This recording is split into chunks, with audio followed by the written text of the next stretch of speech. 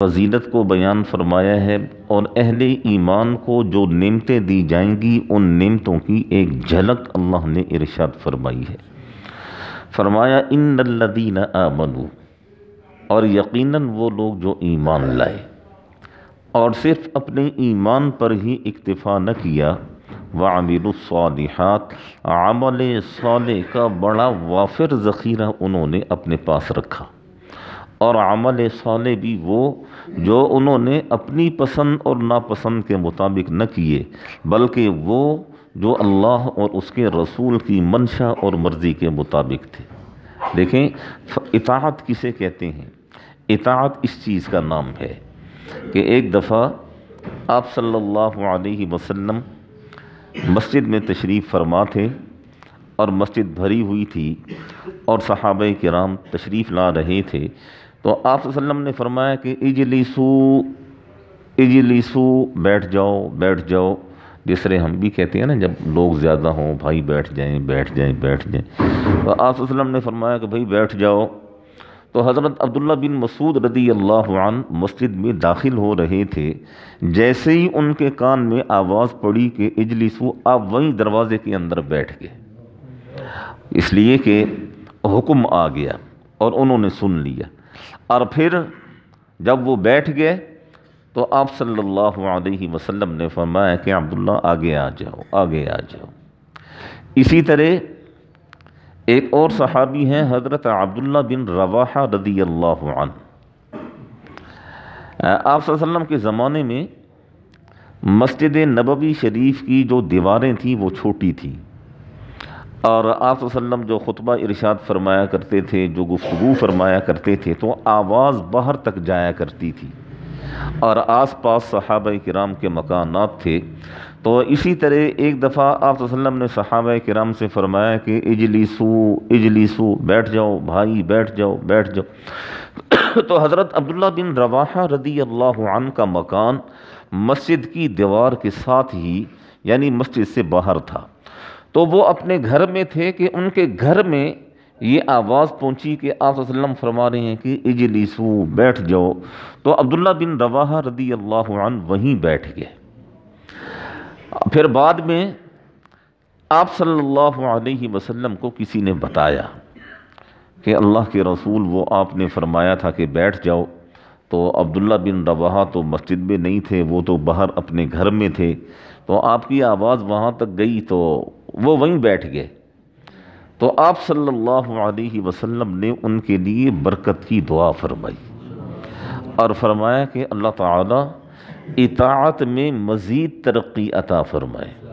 اسے کہتے ہیں اطاعت۔ یہ اطاعت نہیں ہے کہ بس جو میرے دل میں آئے گا یا جو میرے مزاج کو پسند آئے گا اسے اپنا لیں گے، اور جو میری طبیعت میرے مزاج کے خلاف ہوگا، بھلے وہ شریعت کا کتنا ہی بڑا حکم کیوں نہ ہو، ہم اسے ٹھکرا دیں گے۔ یہ اطاعت نہیں ہے۔ شریعت کو طبیعت کے تابع نہیں کرنا ہے، اپنی طبیعت اور مزاج کو شریعت کے تابع کرنا ہے۔ شریعت کا حکم طبیعت مانے یا نہ مانے اس کے اوپر عمل کرنا ہے۔ اور انہی لوگوں کے لیے اللہ فرما رہے ہیں ان الذین آمنوا، وہ لوگ جو ایمان لائے، وعملوا الصالحات، اور انہوں نے نیک عمل کیے۔ یاد رکھیں یہ جو بشارت ہے نا اس آیت کریمہ میں، اس آیت کریمہ کی بشارت کے سب سے زیادہ مستحق صحابہ کرام ہیں، جنہوں نے فرما برداری کی، وہ مثالیں قائم کی ہیں، رہتی دنیا تک کوئی ایسی فرما برداری نہیں کر سکے گا۔ جنہوں نے جان نثاری وفاداری کی وہ مثالیں قائم کی ہیں، رہتی دنیا تک کوئی ایسی جان نثاری اور وفاداری نہیں دکھا سکے گا۔ تو اللہ جل شانہ فرماتے ہیں کہ وہ لوگ جو ایمان لائے اور نیک عمل کیے، کانت لہم جنات الفردوس نزلا، ان کی مہمانی کے لیے اللہ جل شانہ نے جنت الفردوس کو رکھا ہے۔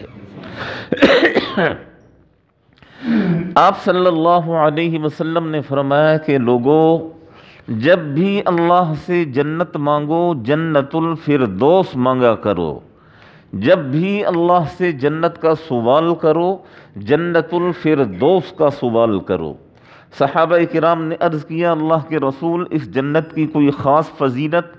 آپ صلی اللہ علیہ وسلم نے ارشاد فرمایا جتنی بھی جنتیں اللہ نے بنائی ہیں یہ سب سے اعلیٰ، سب سے افضل، سب سے عمدہ، سب سے خوبصورت ترین جنت وہ جنت الفردوس ہے۔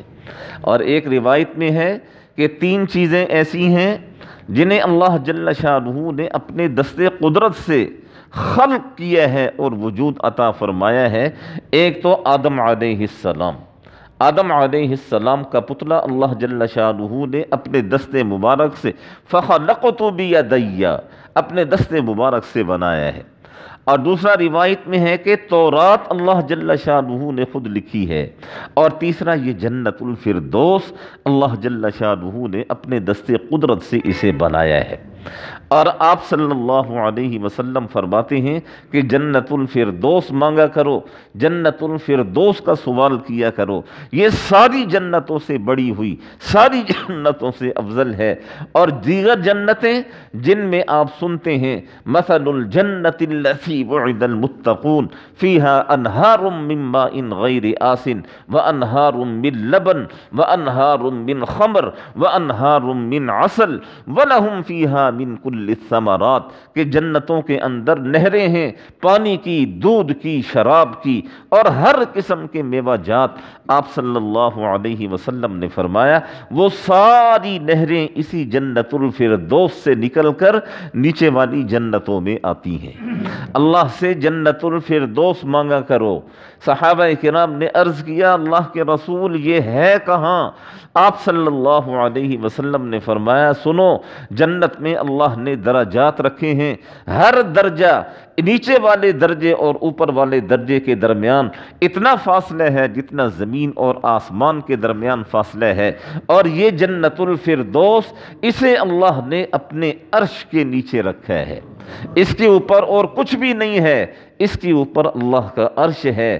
اور جب فرشتوں کی تسبیح لوگوں کے نیک اعمال کی وجہ سے وہ عرش ہلتا ہے، اس میں چڑچڑاہٹ پیدا ہوتی ہے، وہ چڑچڑاہٹ کی آواز یہ جنت الفردوس کے لوگ اپنے کانوں سے سنیں گے۔ ان الذین آمنوا، وہ لوگ جو ایمان لائے، وعملوا الصالحات، اور انہوں نے نیک عمل کیے، کانت لہم جنات الفردوس نزلا، ان کی میزبانی کے لیے، ان کی مہمانی کے لیے، ان کے اکرام کے لیے، ان کے اعزاز کے لیے اللہ جل شانہ نے جنت الفردوس کو بنایا ہے۔ اور یہ لوگ جب جنت میں داخل ہو جائیں گے خالدین فیہا، ہمیشہ ہمیشہ اس جنت کے اندر رہیں گے، لا یبغون عنہا حولا۔ یہ جنت کی ایسی صفت اللہ نے ارشاد فرمائی ہے جو پورے قرآن مجید میں اور کہیں بھی نہیں ہے۔ انسان کی فطرت ہے، انسان کا مزاج ہے، انسان کی طبیعت ہے، انسان کی عادت ہے کہ اسے ایک جگہ کے اوپر بند کر دیا جائے اور اسے کہا جائے جی آپ نے اسی گھر کے اندر رہنا ہے، اس سے باہر نہیں نکلنا، تو طبیعت انسان کی ایک عرصے کے بعد اکتا جاتی ہے۔ انسان تبدیلی چاہتا ہے، جگہ کی تبدیلی چاہتا ہے، کہتا ہے کہ میں یہاں سے نکلوں کسی دوسری جگہ پر چلا جاؤں۔ یعنی ایک جگہ کے اوپر کتنی ہی عمدہ سے عمدہ جگہ کیوں نہ ہو، آخر انسان کی طبیعت جو ہے نا وہ بھر جاتی ہے۔ وہ کل پرسوں وہ ایک ساتھی سے حج عمرے کے حوالے سے بات ہو رہی تھی، تو میں نے ان سے کہا، وہ مجھے کہنے لگے جی کتنے دن کے لیے جانا چاہیے؟ تو میں نے کہا جی نہ بہت کم دن رکھیں نہ بہت زیادہ دن رکھیں، درمیانے دن رکھیں، یعنی 21 دن کا۔ تو وہ کہنے لگے جی کیوں؟ تو میں نے کہا جی وہاں جب جاتا ہے نا انسان شروع میں تو بڑے جوش اور جذبے سے جاتا ہے، جب ہفتہ 10 دن گزرتے ہیں نا تو پھر انسان کی طبیعت پتہ نہیں کیا ہو جاتا ہے، بس انسان چاہتا ہے بس میں اڑوں اور اپنے گھر میں پہنچ جاؤں، بس میں اب اپنے گھر پہنچ جاؤں اور جتنا جلدی سے جلدی ہو سکے میں اپنے گھر چلا جاؤں۔ تو انسان کی طبیعت ہے، لیکن اللہ جل شانہ فرماتے ہیں یہ جو جنت الفردوس ہوگی لا یبغون عنہا حولا، اس جگہ کو بدلنے کا کبھی خیال ہی جنتی کے ذہن میں نہیں آئے گا، کبھی جنتی کے ذہن میں آئے گا ہی نہیں کہ مجھے یہاں اکتاہٹ ہوگی اور میں اس جگہ کو چھوڑ کر اور کہیں چلا جاؤں۔ اور کون سی ماں کے پاس جائے گا؟ کہاں جائے؟ جنت الفردوس میں بھی نہیں رہے گا یہ بدبخت، اور کہاں رہے گا؟ تو اللہ جل شانہ فرماتے ہیں یہ ایسی جگہ جس میں کسی قسم کے جگہ کو بدلنے کا ارادہ خیال تک انسان کو نہیں آئے گا۔ اگر کبھی طبیعت میں اکتاہٹ ہوگی تو اللہ جل شانہ ایسی نعمتیں انسان کو عطا فرمائیں گے کہ انسان کی اکتاہٹ ختم ہو جائے گی۔ اور یہ جو لفظ ہے نا خالدین فیہا، اس کا معنی ہے کہ ہمیشہ ہمیشہ اس جنت کے اندر رہے گا۔ ہمیشہ کا معنی وہاں موت نہیں ہے، ہمیشہ کا معنی وہاں بڑھاپا نہیں ہے، ہمیشہ کا معنی وہاں بیماری نہیں ہے، ہمیشہ کا معنی وہاں لڑائی جھگڑا نہیں ہے، ہمیشہ کا معنی وہاں کینہ، بغض، عداوت، ایک دوسرے کو گالی دینا، ایک دوسرے کا گریبان پکڑنا اور ایک دوسرے کا بغض دل میں رکھنا، یہ چیزیں وہاں نہیں ہوں گی۔ وہاں تو انسان سکون کے ساتھ، عزت کے ساتھ، باوقار طریقے سے انسان رہے گا۔ کیسے باوقار طریقے سے؟ علی الارائک ینظرون، یہ نہیں کہ ایسی نیچے انسان کو ڈال دیا جائے گا، نہیں، تخت لگے ہوئے ہوں گے اور تخت کے اوپر یہ بیٹھے گا، اور بیٹھے گا بھی اس طرح ینظرون، آمنے سامنے تخت لگائے جائیں گے، ایک دوسرے کو دیکھیں گے، گپ شپ لگائیں گے، بات چیت کریں گے، ہنسی مذاق ہوگا اور اپنے رب کی نعمتوں پر شکر ادا کریں گے۔ اللہ جل شانہ ہم سب کو اسی طرح جنت الفردوس میں جمع فرمائیں جس طرح اللہ نے ہمیں یہاں جمع فرمایا ہے۔ آمین کہیں نا، کہیں اور اونچی آواز سے۔ یہ صرف آمین کہنے سے بھی نہیں ہوگا، یہ بھی یاد رکھے، صرف آمین کہنے سے بھی نہیں ہوگا جب تک جو ہے نا کچھ جمع نہیں کریں گے بھائی۔ ہاں، یہ عمل بھی کریں اور ایمان بھی چاہیے اور عمل صالح بھی چاہیے، بس آمین آمین کہنے سے کچھ بھی نہیں ہوگا۔ عمل کرنا یہ ہمارے ذمے ہے، عمل کرتے چلے جائیں، اور انشاءاللہ ایک وقت آتا ہے کہ اللہ جل شانہ انسان کے عمل کو قبول کرتے ہیں۔ جب ایک عمل انسان بار بار کرتا ہے نا، ایک دروازہ بار بار آپ بجائیں گے وہ ایک نہ ایک وقت آتا ہے کہ وہ دروازہ کھل ہی جاتا ہے۔ تو جب انشاءاللہ آپ عمل کرتے چلے جائیں گے تو عمر کے کسی نہ کسی حصے میں تو انشاءاللہ اللہ جل شانہ کو ترس آ ہی جائے گا کہ یار میرے بندے نے ساری جوانی میری رضا کے لیے کھپا دی ہے، اب بوڑھا ہو گیا، چلو اب اس کے عمل کو ہم اپنی بارگاہ میں قبول کر لیں۔ بس عمل جب قبول ہو گئے تو بس پھر انشاءاللہ انسان کی نجات کا راستہ انشاءاللہ کھل جائے گا۔ اور اگر ایسی ادھر ادھر ٹکرے مارتے رہیں گے، ایسی بات دل میں آ گیا تو آ گیا مسجد میں، دل میں آ گیا تو نہ آیا مسجد میں، کبھی نماز پڑھ لی کبھی نہ پڑھی، یہ بڑا خطرناک کام ہے۔ دیکھیں اس چیز پر نہ نظر ثانی فرمائیں اور اپنے آپ کو پابند، کم از کم جو فرض عبادات ہیں ان کا تو اپنے آپ کو پابند بنائیں نا میرے بھائی۔